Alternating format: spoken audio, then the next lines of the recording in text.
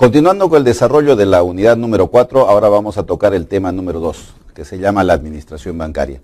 Acá vamos a tratar de plantear cómo es que se administra los bancos respecto a las diferentes operaciones que realizan y qué es en el fondo lo que se trata de realizar en estas instituciones. Vamos a tratar de abordar este tema. Pero antes de hablar de lo que significa la administración, ¿no es cierto?, básicamente tenemos que decirles que los bancos se dedican a la actividad de realizar, ¿no es cierto?, poder contratar o realizar la captación de diversos créditos, ¿no es cierto?, para poder formular con ellos, conjuntamente con sus recursos, ¿no?, hacer los préstamos. Y esto básicamente se llama lo que es la intermediación bancaria. Ahora, esta intermediación, o sea, realizar esta intermediación, requiere de una serie de procedimientos y técnicas que ellos ampliamente van dominando con los tiempos.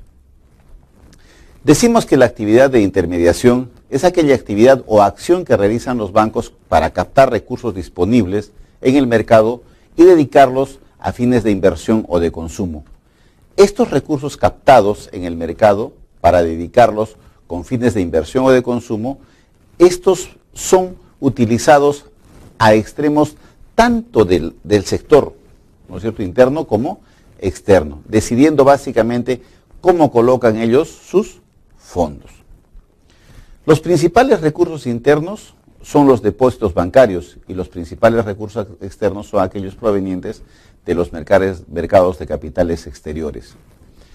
Mediante la actividad directa, los bancos intervienen en los fondos provenientes de su capital y sus reservas, que también se utilizan y se conforman como parte para poder realizar sus propias actividades. ¿Cuál es el propósito y los problemas básicos de la administración bancaria?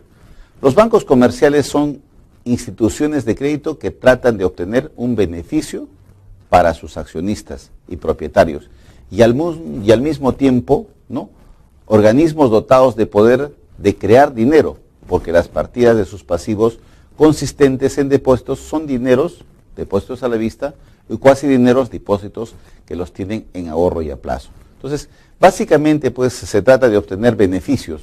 ¿Para quién? Para, lógicamente, sus propietarios. Y ya que ellos, en realidad, cuentan con un arma muy poderosa, que es el de contar con recursos frescos todo el tiempo que los obtienen a través de los depósitos. Con respecto a la captación de recursos a través de los depósitos bancarios, los bancos comerciales han de hacer frente a un problema de liquidez más agudo que aquellos que plantean los créditos. Pero esto básicamente se da cuando si alguien tuviera que retirar gran cantidad de dinero de los bancos. Pero básicamente las instituciones de la banca comercial se dedican al trabajo muy intenso en lo que se refiere a la captación de estos recursos, lo cual les permite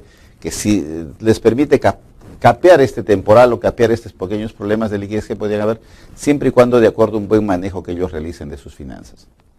Las operaciones de los bancos dan origen a las operaciones bancarias. ¿Qué operaciones? Y estas operaciones tienen una clasificación. Las operaciones de la banca es doble, intermediaria y directa, la cual lo hace importante en la operación de intermediación. Los bancos comerciales son operaciones los bancos comerciales conceden operaciones de crédito con cargo a fondos propios o a fondos tomados en préstamo aún de los que nos depositan los sellos, ¿no? Los fondos, como yo les he dicho, los bancos utilizan tanto los fondos que tienen en depósito como los fondos propios para poder realizar sus actividades financieras, o sea, dar préstamos, otorgar créditos, etc. Los bancos comerciales son o hacen operaciones de crédito con la finalidad de obtener un beneficio para la gente propia de los bancos, ¿no? Y de esa manera generar recursos suficientes para el manejo de los bancos, de los mismos. Los bancos comerciales tienen una doble operación o trabajan operacionan sus acciones de dos maneras. Como intermediarios, cuando obtienen recursos disponibles de los mercados para poderlos utilizar en sus operaciones crediticias. Y directa, cuando intervienen los dos que provienen de los aportes de capital de sus accionistas, cuando ellos recurren a la utilización de sus recursos o de los aportes o de su capital propio para realizar esas actividades. Generalmente estas dos funciones fusionan el capital en uno solo y es utilizado en el trabajo, en el financiamiento de las operaciones que ellos otorgan. Las operaciones fundamentales se clasifican en activas y en pasivas, como ya hemos visto nosotros, ¿no? Que tienen dos tipos de operaciones, ¿no? Las activas y las pasivas. Las activas, como ya sabemos, son aquellas que otorgan, ¿no? Se dan por todos los créditos que otorgan. Esas son las operaciones activas. Y las pasivas son básicamente las que se encargan de recabar los fondos de las unidades que tienen un superávit, convertirlos en depósitos para que a su vez ellos puedan canalizar estos créditos. ¿Cómo se administra la liquidez? ¿No? ¿Cómo se rehace la administración de la liquidez? ¿Qué cosa es la liquidez? Es la capacidad que uno tiene o la cantidad de dinero que tiene disponible para poder realizar sus operaciones.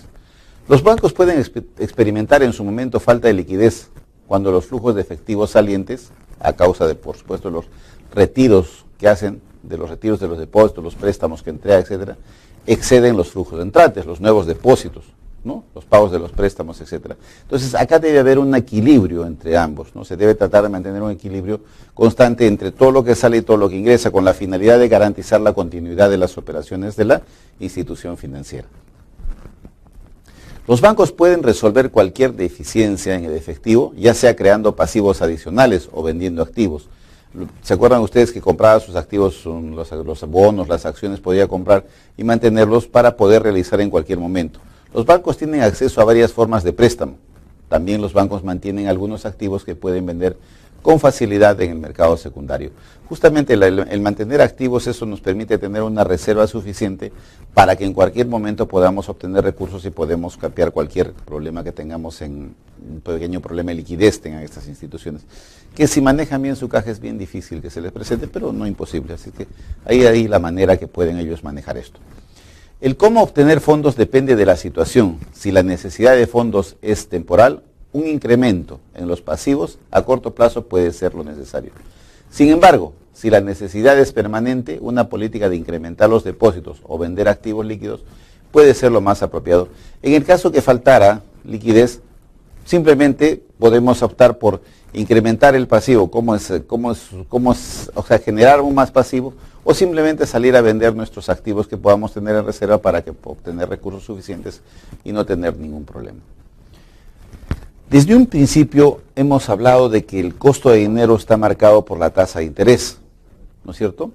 Ahora, existe una administración de riesgo, siempre existe un riesgo, también hemos dicho eso, siempre existe un riesgo en todas las operaciones, pero hay un riesgo de tasa de interés. Entonces, eso es lo que vamos a tratar de ver ahora. Una de las principales funciones que realizan las entidades de intermediación financiera, ¿no?, es la transformación de activos. Reciben depósitos de dinero de sus clientes, ¿no?, y estos los van a trasladar a empresas, los cuales van a asumir una deuda, ¿no es cierto? Entonces, ese es básicamente lo interés. Ahora, los activos o pasivos frecuentemente difieren en el precio, ¿no?, los plazos y en la liquidez de los instrumentos.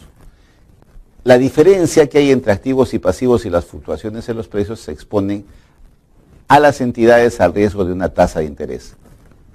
El riesgo de la tasa de interés es un riesgo de mercado que se define como la probabilidad de sufrir pérdidas por movimientos adversos en la tasa de interés. Ya hemos visto cómo en los otros temas, cómo la tasa de interés hoy es sujeta inclusive de tomar otros instrumentos financieros que nos garantice que esta tasa de interés no nos afecte, ¿no es cierto?, las diferentes maneras de administrar.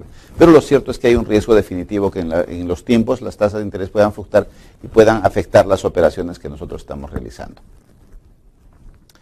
También acá, como habíamos visto adelante nosotros en los otros temas, existe una manera de reducir el riesgo. ¿Y cómo se hace eso? ¿Cómo se trata de reducir el riesgo?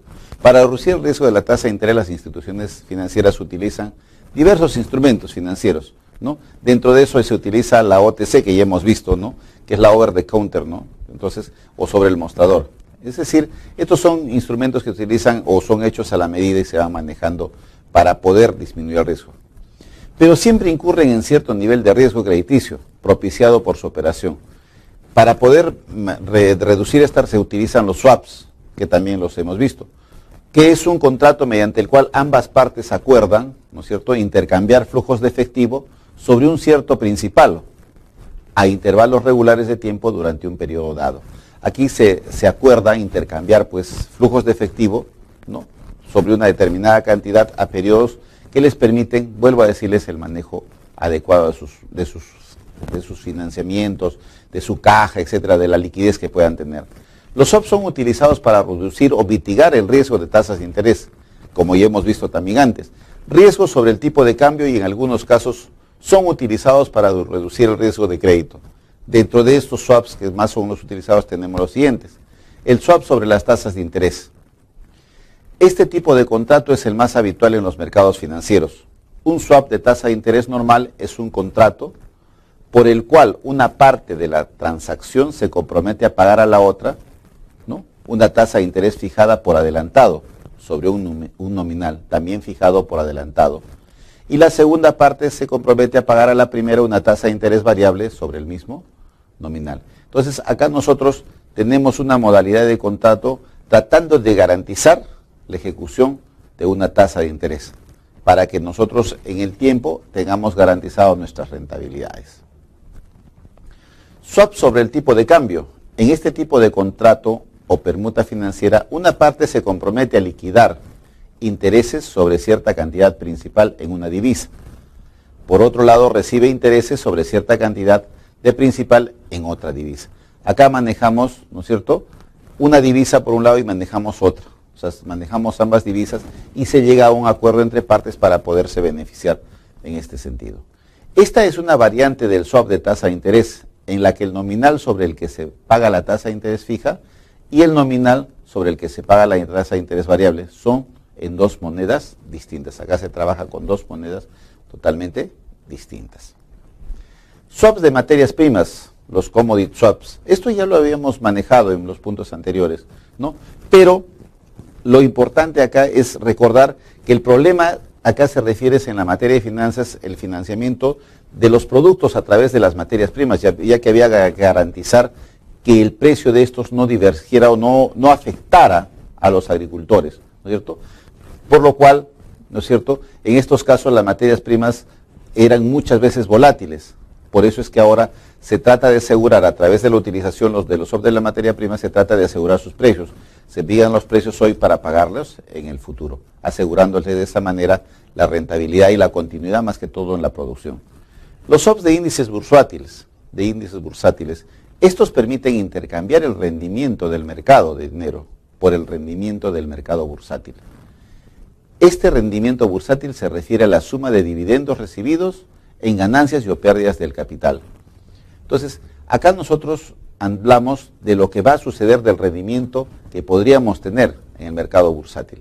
Entonces, de esto es lo que sea. Por ejemplo, en el ejemplo que tenemos, nosotros tenemos un ejemplo donde tenemos 100 unidades monetarias. Al principio del swap se anota el valor inicial del índice de cuestión, por ejemplo, el valor S&P de 500. Al principio del periodo podría ser 410.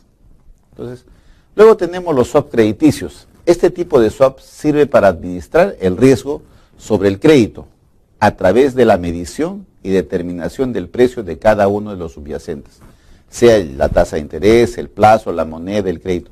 Recuerden ustedes que los subyacentes era un principal sobre el cual se realizaba el derivado, se utilizaba para la utilización, sea el derivado que sea, ¿no? Se usaba sobre el subyacente, ¿no?, sobre el cual se iba a negociar sobre el futuro que podría tener el precio de dicho bien. Estos riesgos pueden ser transferidos a un tenedor de manera más eficaz, permitiendo así un acceso al crédito con un costo menor, ajustándose a la relación entre la oferta y la demanda de crédito. Bien, con esto hemos terminado la unidad número 2, el tema 2 de la unidad 4, y les agradecemos como siempre su atención.